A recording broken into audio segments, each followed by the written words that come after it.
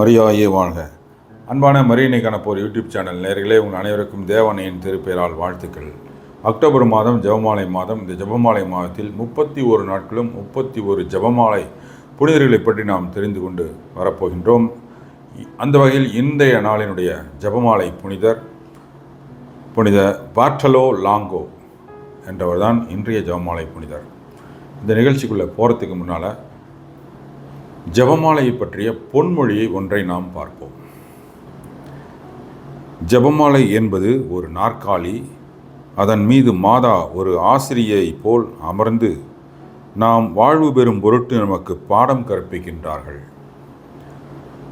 33 வருட சேவையில் எனது ஒரே நோக்கம் புனிதமான ஜெபமாலையை பரப்புவதன் மூலம் எனது ஆன்மாவையும் என் சகோதரர்களின் ஆன்மாவையும் காப்பாற்றுவது மட்டுமே. இந்த பொன்மொழியை சொன்னது இன்றைய ஜெபமாலை புனிதர் பார்ட்டலோ லாங்கோ.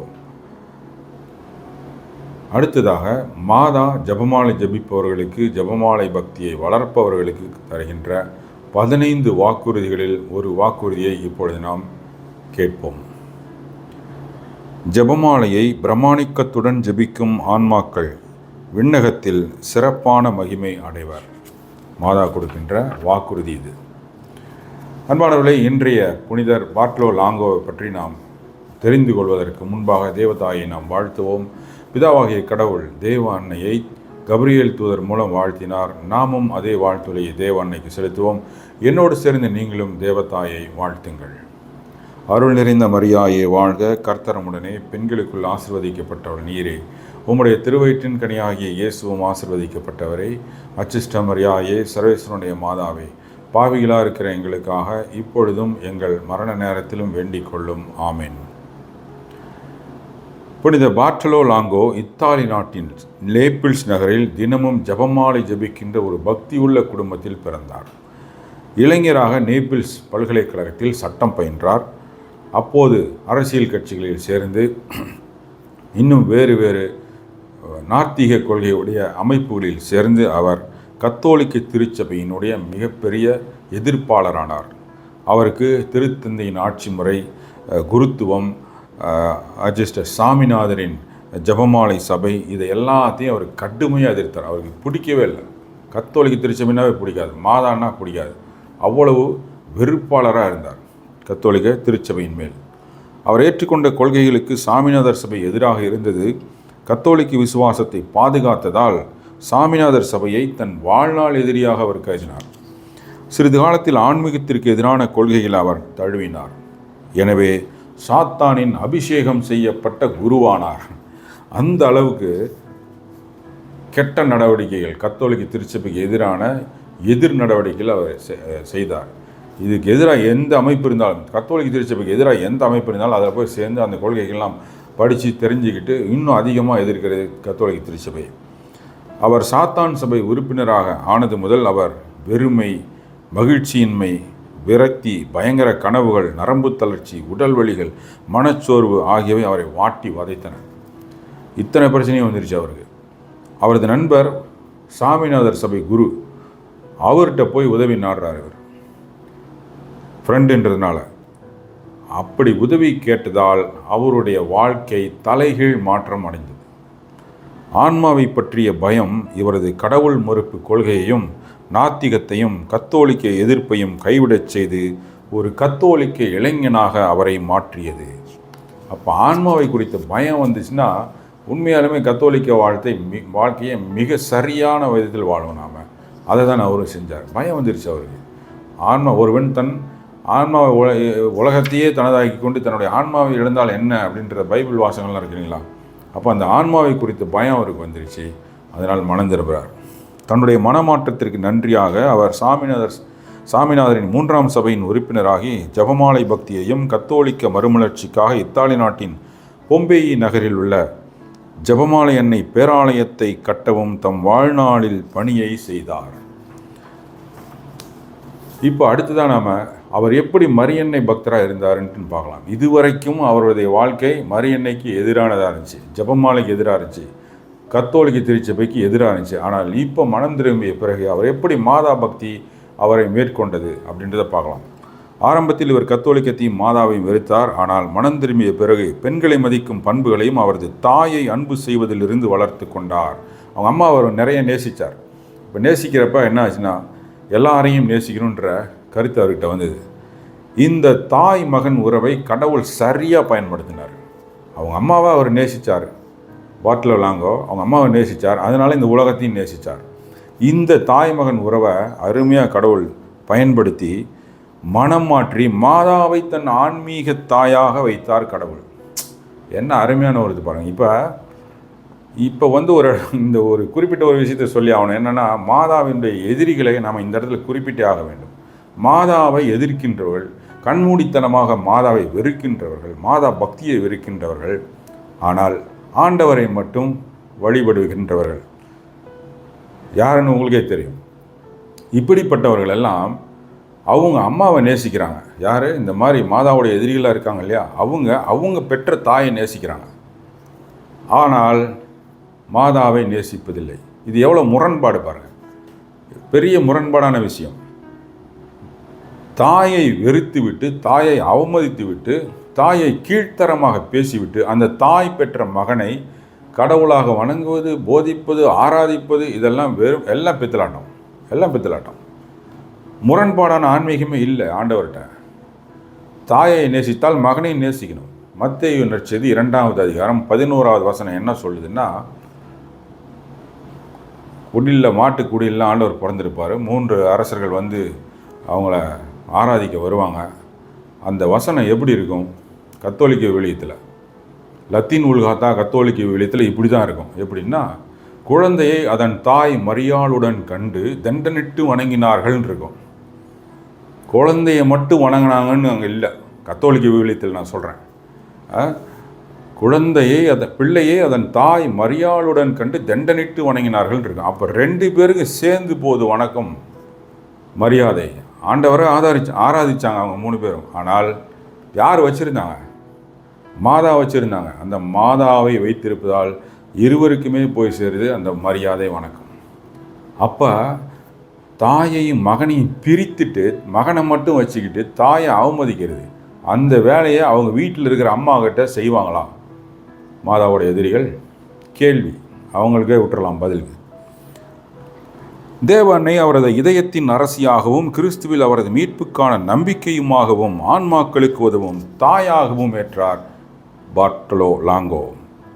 1980 புனித 2ஆம் ஜான் பால் திருத்தந்தை பார்ட்டலோவின் புனிதற்பட்ட திருப்பலி மறையுரையில் சாமிநாதரின் 3ஆம் சபை உறுப்பினராகவும் பொம்பேயி அன்னையின் ஜெபமாலை சகோதரிகள் சபை நிறுவனராகவும் இருந்த பார்ட்டலோ உண்மையில் கன்னிமரி தாயின் மகன் என கூறினார். எந்த அளவுக்கு மாதாவை வெறுத்தாரோ அந்த அளவுக்கு அவர் மாதாவை நேசித்ததால் கத்தோலிக்க திருச்சபையினுடைய தலைமை ஆயரே பாப்பரசரே வந்து அவருக்கு இந்த மாதிரி ஒரு புகழஞ்சலி செலுத்தினார்.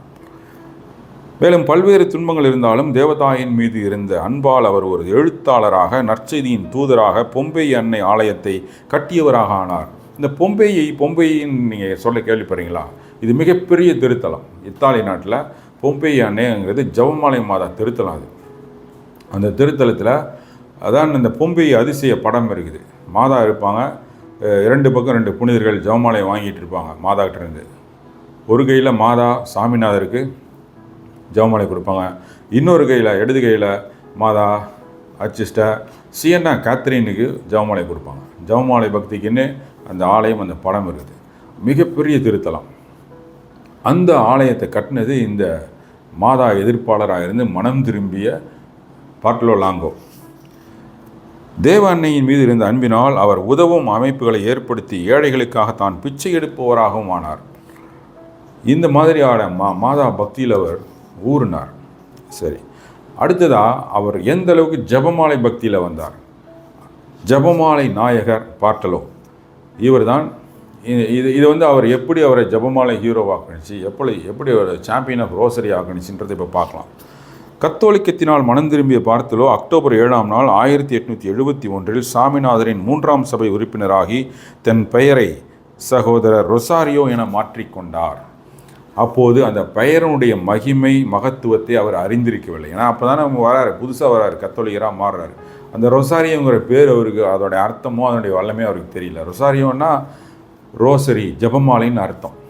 அது தெரியாமல் அந்த பேரை அவர் தேர்ந்தெடுக்கிறார் பாருங்கள். மாதா எப்படிலாம் புதுமை செய்கிறாங்க பாருங்கள் ஒருத்தருடைய வாழ்க்கையில். 1872 அவர் பணி நிமித்தமாக பொம்பை ஆலயத்திற்கு சென்றபோது ஜெபமாலை அவரது நம்பிக்கையும் நங்கூரமுமாக ஆனது.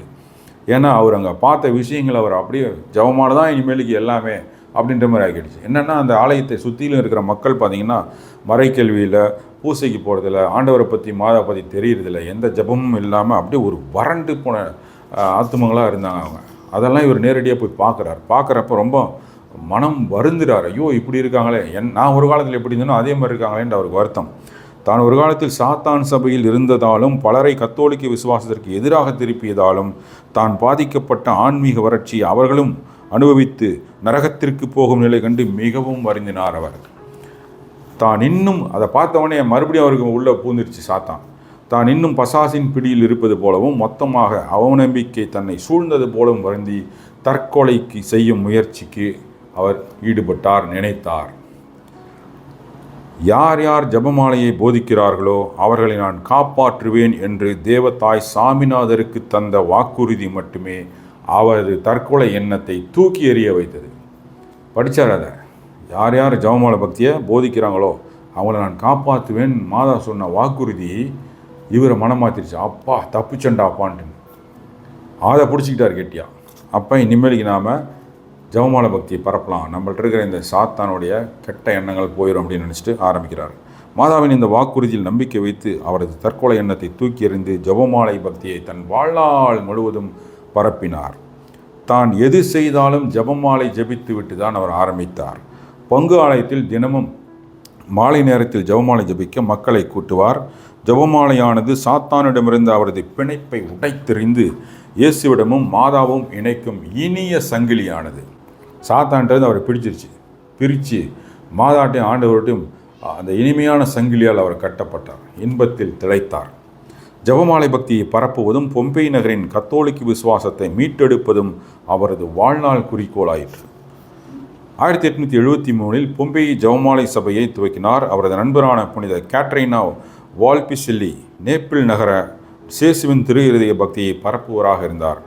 அவரது பணிகளில் ஈர்க்கப்பட்டு தானும் அதே மாதிரி செய்யணும் மாதாவுக்கு அப்படின்ட்டுன்னு பொம்பை நகரில் ஜெபமாலை அன்னையின் பிரம்மாண்டமான ஆலயத்தை கட்டத் துவங்கினார்.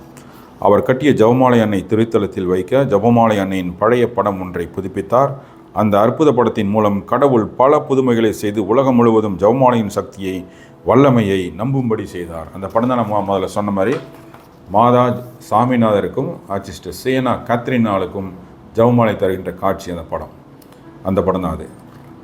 1877 ஜெபமாலை புதுமைகளை விளக்கும் 15 சனிக்கிழமைகள் என்ற புத்தகத்தை அவர் அச்சேற்றினார்.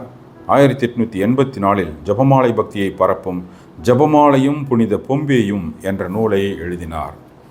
தினமும் ஜெபமாலை ஜெபிப்பவரான நேபிள்ஸ் நகரின் புகழ்பெற்ற தெய்வீக மருத்துவரான புனித ஜோசப் மஸ்கட்டின் நண்பரானார். அவருக்கு மாதாவுடைய பிள்ளைகள்லாம் நண்பராயிட்டாங்க, ஜெபமாலை பக்தியை பரப்புறவங்கலாம். அந்த வகையில் தான் அந்த புகழ்பெற்ற டாக்டர் அவரும் இவரும் 2 பேரும் ஃப்ரெண்ட்ஸ் ஆகிட்டாங்க.